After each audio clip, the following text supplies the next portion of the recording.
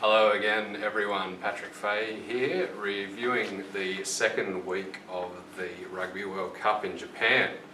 Now you'll notice this week I'm wearing the Wales top, which I thought, given that they managed to get the win over the Wallabies, I would wear this on camera. I think I put the mocker on Australia and Ireland by wearing their stuff last week, both of them getting beaten, so maybe wearing the Wales, if what I wear means anything, then maybe me wearing the Wales jumper won't be a good sign for them. We'll just have to wait and see. So yeah, a pretty big week, I think. Obviously another upset there with Japan getting the win over Ireland. That's 19-12 there, so very exciting stuff, and their first ever win over Ireland. And I guess now looking like they've got a really good chance of actually qualifying for the quarterfinals. And so that was one game I got wrong in this past week, and the other one, unfortunately, was the Wallabies. Very close game there in the end, just going down to Wales after a good comeback in the second half. So just have a look back over going back to last week. We started Argentina getting their first win 28-12 over Tonga, so good result for Argentina, maybe keeps them in contention. Just have to wait and see. Another big one coming up for them this week when they play England, so yeah, still in with a chance there. Then of course later in the day we had the famous win, Japan getting that, scoring the last try there to get the win. So they did beat South Africa at the 2015 World Cup, and I think there might be a bit of debate as to which one is the bigger upset or the bigger win, but I think at the moment you could probably say that is the most significant win in their history, particularly if they do go on to qualify for the quarterfinals from here. Then we had, no surprise really, South Africa beating Namibia 57-3. Just a couple of interesting things there. Not a very close game, but actually the closest scoreline Namibia has ever had against South Africa, for what that's worth. And I guess both being in Africa, surprised to find out that's only the third time they've actually played each other, and one of those in a World Cup. So I think despite being next door to each other, that difference in standard, they don't actually haven't actually played many tests against each other over the years. Then on the Sunday, Pool D, Georgia getting their first win, 33-7 over Uruguay. So Uruguay probably still riding a high after their win over Fiji, I think. And yeah, despite that win, I guess Georgia were probably still the favourites in this one. I thought it could have been a little bit closer, but yeah, Georgia on this occasion getting the win, and that's their first win in this tournament. Then it was the big one, Australia versus Wales. So a few talking points from this one. I don't really want to get into a debate about that penalty on Karevi, or do too much referee blaming. We don't mind a bit of that in Australia, but I think, yeah, just for what it's worth, it was a very close game, and actually the result did kind of reflect the way the game was played. There's that old saying, it's a game of two halves, and it was certainly Wales in the first half and then Australia in the second. So not surprising really that it was so close at the full-time score. Yeah, so whatever way you look at it, I think that penalty on Karevi was a turning point in the game. Obviously Wales getting the 3 points from the penalty there, which gave them a bit of momentum, and Australia from that restart were, I think really trying to win the ball back and get some points on before half time, so that I think they felt a little bit hard done by, and unfortunately for them that pass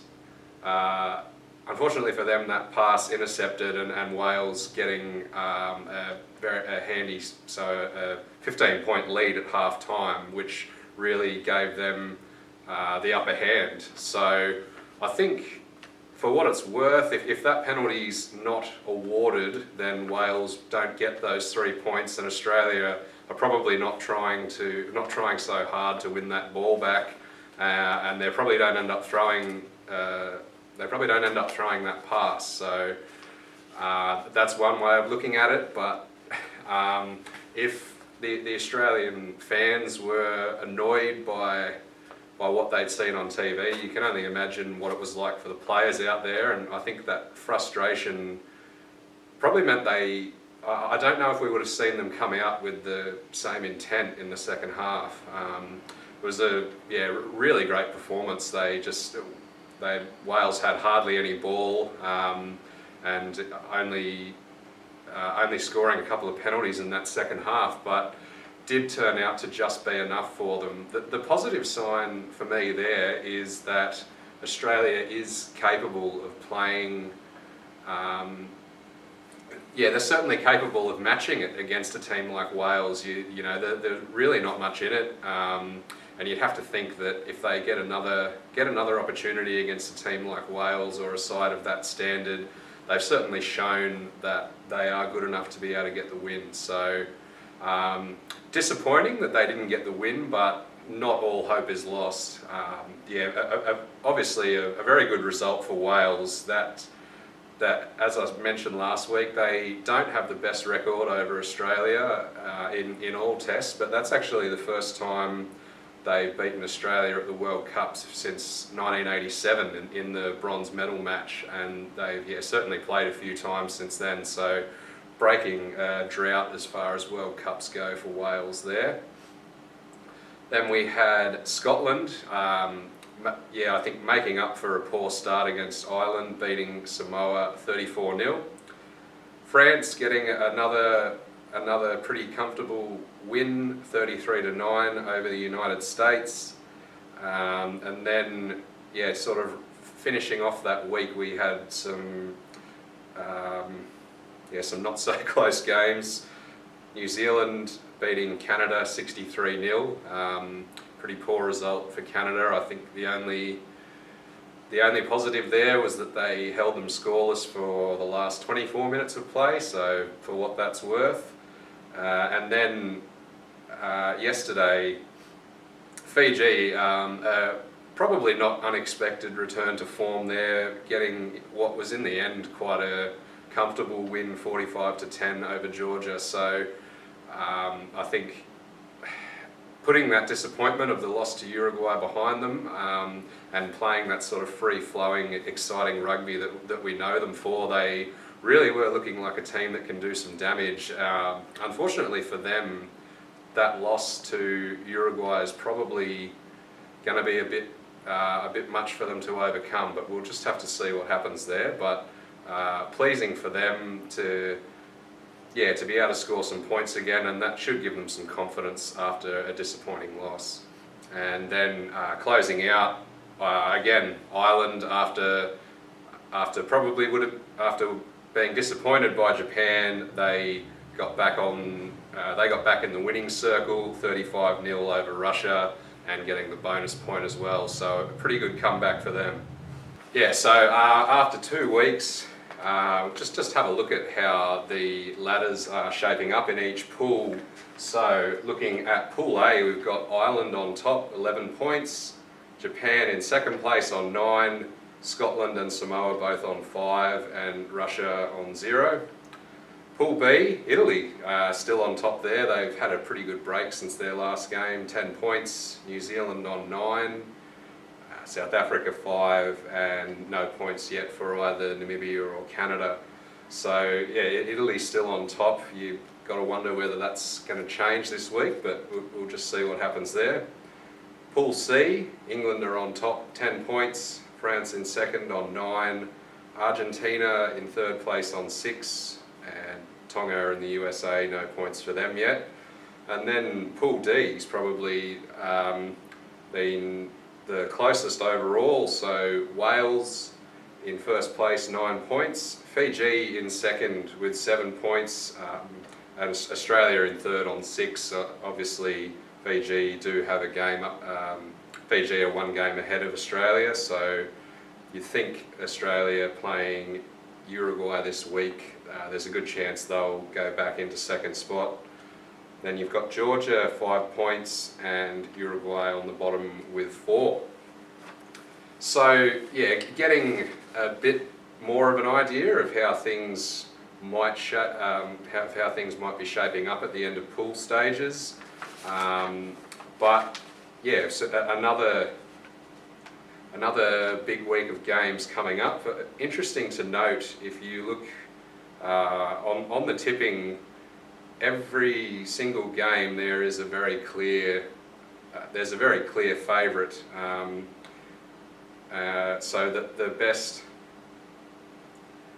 So there's quite a few where you've got 99% tipping one team, and the best is actually 95% Japan, 5 to Samoa. So as far as betting goes, it's all they're all pretty much one way. But as we've seen, that's not necessarily the way it's going to pan out. So yeah, that look like easy games to call on paper, but that may not be what happens. So we're starting things off tonight.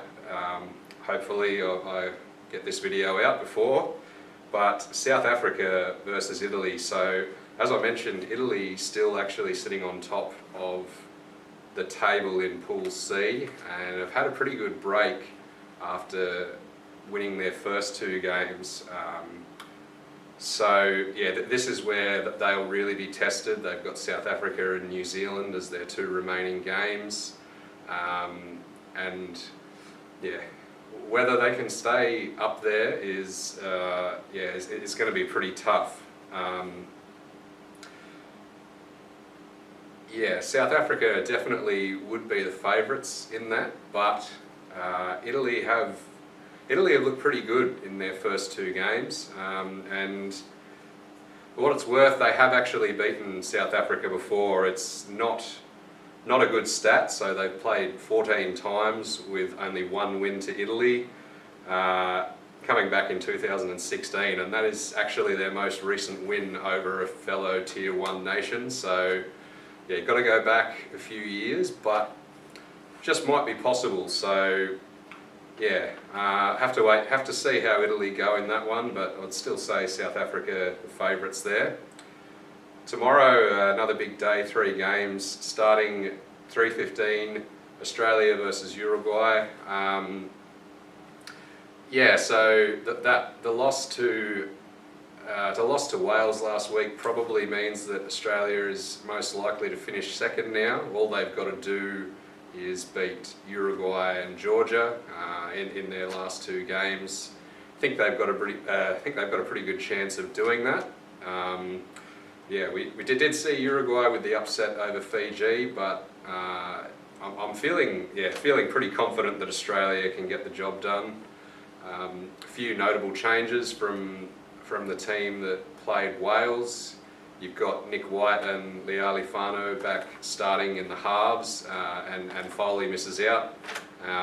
Matt Tamua, who I think has done a really good job off the bench in fly half, starting in the centres. So a few changes there, a bit of a chance to try some things out and maybe see if they can nail that right combination down ahead of what is a likely appearance in the quarterfinals.